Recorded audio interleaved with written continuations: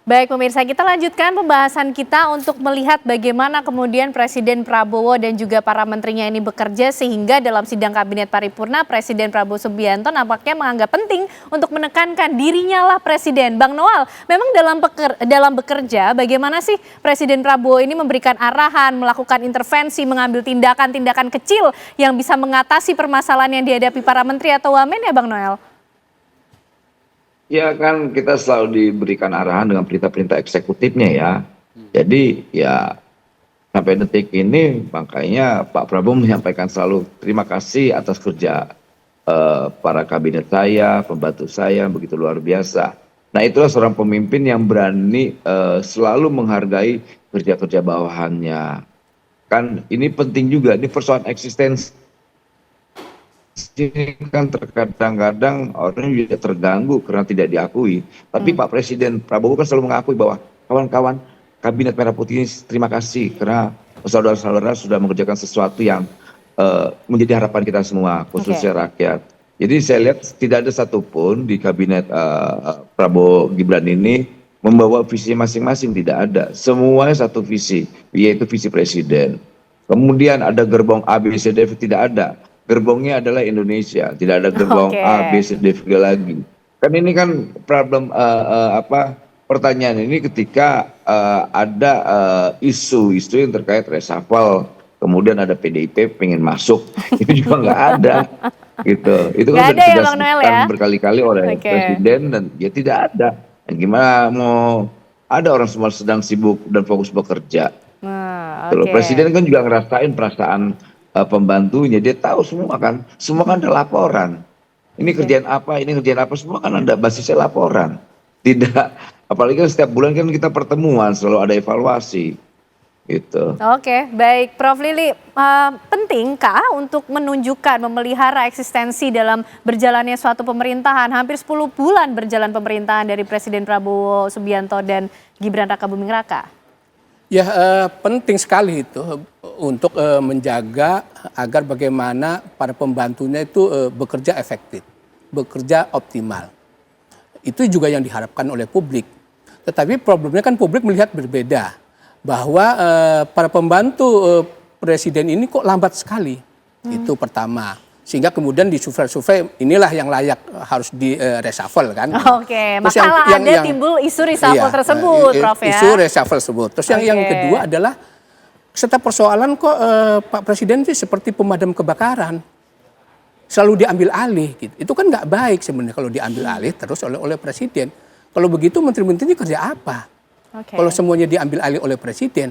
Kan memang Presiden mengangkat para pembantu-pembantu itu untuk menangani persoalan itu. Ternyata persoalan itu menimbulkan kegaduhan sehingga Presiden turun tangan. Kan nggak baik itu. Nah, oleh karena itu sehingga kemudian publik menuntut, ini udah 10 bulan nih, kapan reshuffle? Nah, belum jadi reshuffle bisa aja ada 3 kemungkinan. Kemungkinan pertama, saya berharap apa yang dikemukakan oleh Pak Presiden bahwa kerjanya bagus, menteri-menteri solid dan lain sebagainya. Kemungkinan kedua adalah dalam konteks menjaga stabilitas pemerintahan. Karena dari survei-survei itu kan orang-orang yang memiliki kekuasaan, gitu loh, yang direkomendasikan untuk di reshuffle itu. Baik itu mereka kaitan dengan partai politik, maupun yang kedua adalah berkeringat, istilah Pak Prabowo, berkeringat. Kan nggak mungkin orang yang berkeringat kemudian tiba-tiba ini baru 10 bulan di reshuffle. Nah yang terakhir berharap yang ketiga, menunggu momen yang tepat. Nah momen yang tepat, pas, jadi kemarin itu kan kata CPO, Hasan Nasbi, bicara sih tentang reshuffle. Mudah-mudahan di sana sebenarnya ada SP, surat peringatan, ada warning. Loh, kalau nggak self correction, gitu. Kalau nggak diperbaiki, saya sudah kasih aba-aban nih. Nanti ada reshuffle gitu. Jadi semacam warning juga kemarin maka itu. Maka para menteri dan wamennya bekerja keras ya. Bekerja keras gitu. Sudah ada karena kan itu. ketika ditanya publik, silahkan tanya aja Pak Hasan Nasbi ya. Kan selalu melepaskan. Jangan-jangan di situ ada yang nggak dibicarakan gitu. Karena kan baca di media juga ketika pembukaan ada wartawan. Setelah itu kan wartawan suruh keluar. Nah kita nggak tahu wallahu alam gitu. Nah saya sih berharap kan sesuai dengan hasil survei, tuntutan publik, perlu adanya reshuffle menunggu momen yang tepat. Baik. Karena bagaimanapun ya memang hak prerogatif presiden. Ya kita kan rakyat nggak bisa memaksa karena hak itu ada pada presiden. Oke Bang, oke lah Bang Noel bilang boro-boro mikir reshuffle nih semua menteri di lingkungan kabinet semua kerja keras gitu. Tapi kalau kita lihat Presiden Prabowo lagi-lagi menyatakan dirinya lah presiden, nahkoda, pemimpin dari para menteri begitu. Ada tidak sih Bang kasus-kasus misalnya juga pasti kan Presiden Prabowo melakukan evaluasi dong terhadap kinerja para menterinya hampir 10 bulan berjalan. Misalnya andai kata ternyata isu reshuffle dari publik itu betul-betul terjadi. Presiden juga punya hak untuk merubah atau merombak bagaimana struktur kabinetnya? Oh iya, iya misalnya dia perkecil. Misalnya begitu ya, ada sejumlah kementerian yang mau diubah gitu. Karena dalam identifikasi beliau misalnya ini tidak cukup efektif atau redundant misalnya, oke dari segi konstitusi nggak ada masalah.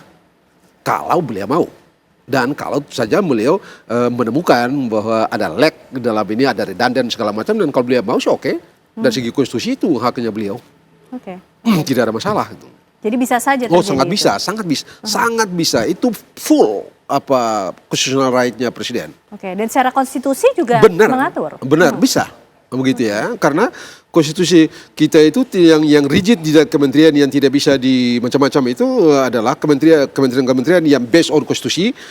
Ada 3 yang utama dan sebagiannya urusan-urusan itu sudah diatur dalam konstitusi. Selebihnya tidak ada masalah, mau tamu mau kurang nggak ada masalah. Kementerian Dalam Negeri, Pertahanan dan Luar Negeri nggak boleh tidak sama sekali, harus ada itu ya. Kementerian Pertanian, Perikanan segala macam itu karena pertanian, pendidikan itu harus ada beberapa di antaranya. Selebihnya oke. Badan-badan tertentu oke.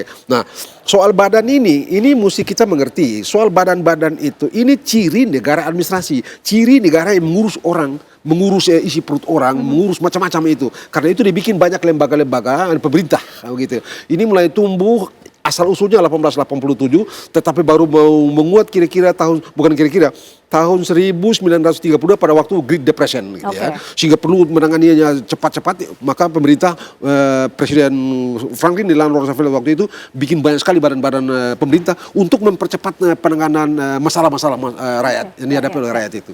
Tapi baik konstitusi, andai kata presiden menemukan kenyataan dan dalam analisanya sampai pada kesimpulan bahwa ada kementerian misalnya yang redundant misalnya, maka beliau berhak untuk membubarkan misalnya, memperkecil gitu ya. Termasuk misalnya kalau presiden menganggap ada lagi urusan yang perlu ditangani pada level kementerian, dia bisa nambah.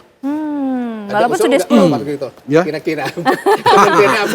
Jadi walaupun sudah hampir 10 bulan berjalan masih memungkinkan hal itu terjadi. Tidak hanya copot pasang nama, tapi bahkan mungkin struktur kementeriannya bisa juga saja, menjadi ramping bisa atau saja. lebih Kalau sekali lagi ditambah. kalau Pak Presiden sampai pada kesimpulan bahwa ini ada terlalu besar ini, atau ini redundant misalnya, bisa saja beliau mengambil kebijakan untuk mengubahnya.